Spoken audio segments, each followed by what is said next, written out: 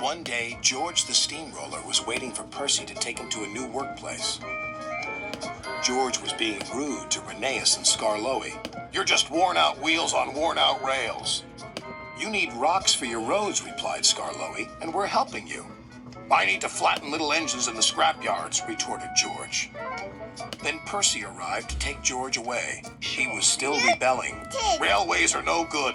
Turn them into roads." The little engines were pleased to see him go. George grumbled all the way to the old branch line. He was going to turn it into a road.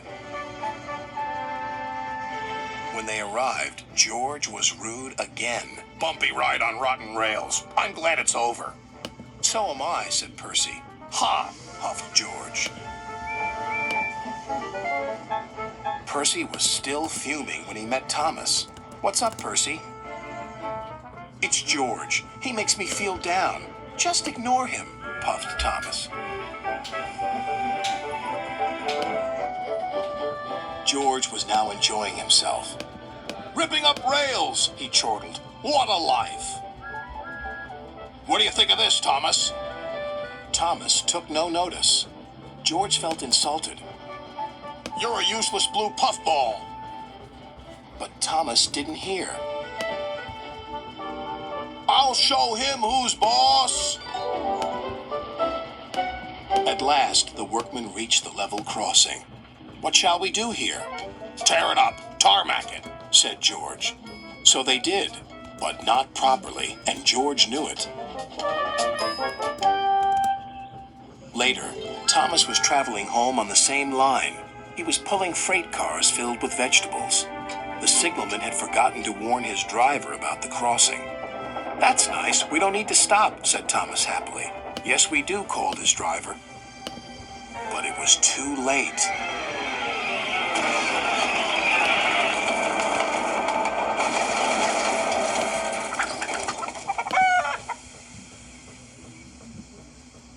Next day, Percy told Gordon all about George.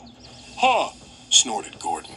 "You're just a small engine. That's why he's rude to you. He wouldn't dare cause me any trouble." George had been taken to some yards to work. Duck arrived with a train of empty freight cars. George was blocking his way, and a car was stuck on the main line. "Let me through," demanded Duck. "You'll just have to wait," replied George.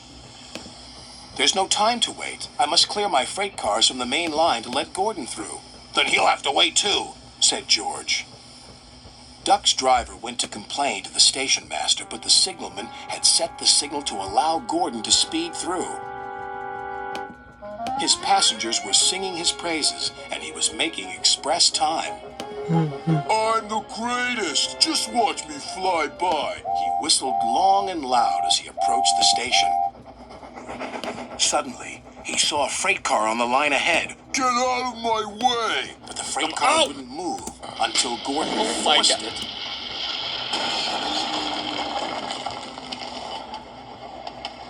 By accident. Gordon was worried that Sir Topham Hatt would be cross. He was, but not with Gordon. "Whoever caused this disturbance will have me to answer to." And he did, a few days later.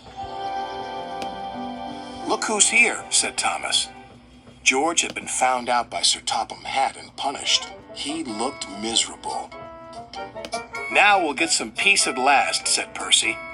"I want to get rolling again, but I've got to wait a whole week till I do." "And then you'll be just as rude as ever." "Eh, George?" "I hope not. Don't you?"